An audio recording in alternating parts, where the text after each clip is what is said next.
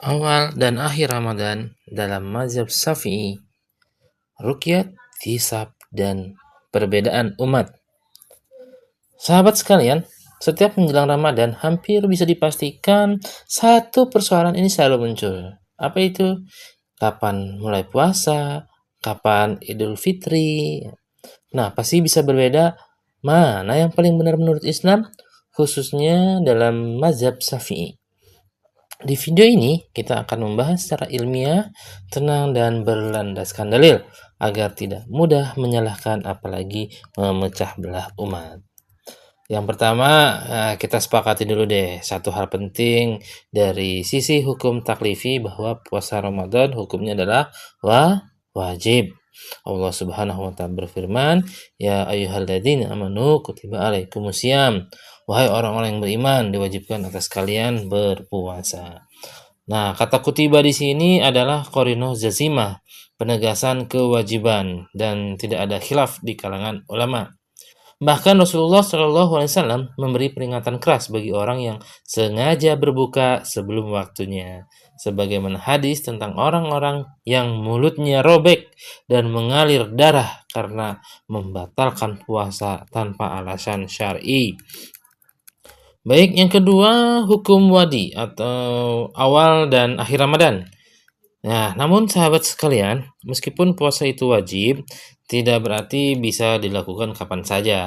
Disinilah kita masuk ke dalam pembahasan hukum wadi, yaitu hukum yang mengatur sebab, syarat, dan sah dan batalnya ibadah.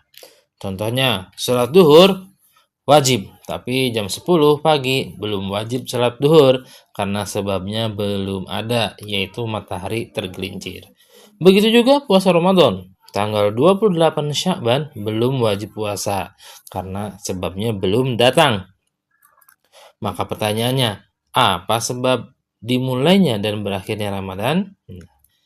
Dalam kitab-kitab fikih, ulama sepakat bahwa sebab awal dan akhir Ramadan hanya ada dua.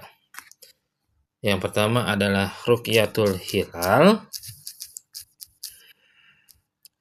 atau melihat bulan baru.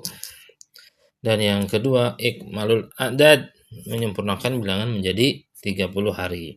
Rasulullah Shallallahu Alaihi Wasallam bersabda, berpuasalah kalian karena melihat hilal dan berbukalah karena melihat hilal. Jika hilal tidak terlihat karena mendung, maka bulan Sya'ban ataupun Ramadan digenapkan menjadi 30 hari. Nah, inilah pendapat jumhur ulama termasuk mazhab Syafi'i.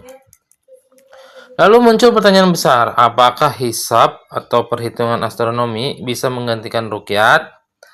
Nah, dalam mazhab Syafi'i jawabannya tidak. Imam Khatib Asy-Syirbini menjelaskan puasa tidak wajib dan tidak boleh didasarkan pada perhitungan ahli hisab. Kenapa? Karena sebab ibadah harus ditetapkan oleh dalil syam'i, bukan logika atau teknologi semata. Namun penting dicatat nih, hisab boleh digunakan sebagai alat bantu. Misalnya menentukan waktu ruqyat atau memprediksi kemungkinan terlihatnya hilal, tetapi bukan sebagai sebab syar'i dimulainya puasa. Berikutnya kita akan bahas tentang ruqyat lokal atau global. Oke, teman-teman, di sini letak perbedaan besar di tengah umat ya. Di dalam mazhab Syafi'i sendiri ada dua pendapat sebenarnya. Yang pertama adalah tentang ruqyat lokal dan yang kedua ruqyat global. Pendapat muktamad dalam sebagian kitab Syafi'iyah adalah ruqyat lokal berdasarkan hadis Quraib dan ijtihad Ibnu Abbas radhiyallahu anhuma. Namun, para ulama besar juga menjelaskan, empat imam mazhab pada dasarnya sepakat jika hilal terlihat di suatu negeri, maka berlaku bagi kaum muslimin seluruhnya. Bahkan ulama Syafi'i kontemporer seperti Syekh Wahab Az-Zuhaili menegaskan Pendapat jumhur yang mengarah pada ruqyah global adalah lebih kuat karena pertama menyatukan umat, yang kedua menghindari perpecahan, dan yang ketiga sesuai dengan makna umum hadis Nabi. Fakta hari ini, perbedaan awal dan akhir Ramadan seringkali bukan karena dalil, teman-teman. Tapi karena apa? Karena satu, karena batas negara. Selain itu juga ada karena keputusan politik semata yang memang bukan berdasarkan dalil syar'i, tapi karena keputusan para pemegang kekuasaan. Yang ketiga, karena nasionalisme. Kita tahu sendiri bahwa nasionalisme itu memang buatan penjajah untuk memecah belah kaum muslimin. Oke, padahal batas-batas itu tadi semua tidak dikenal dalam syariat. Apa akibatnya? Akibatnya umat Islam berpuasa dan berhari raya tidak serempak. Meskipun secara matlak dan waktu sebenarnya memungkinkan, sangat memungkinkan sekali untuk bersatu.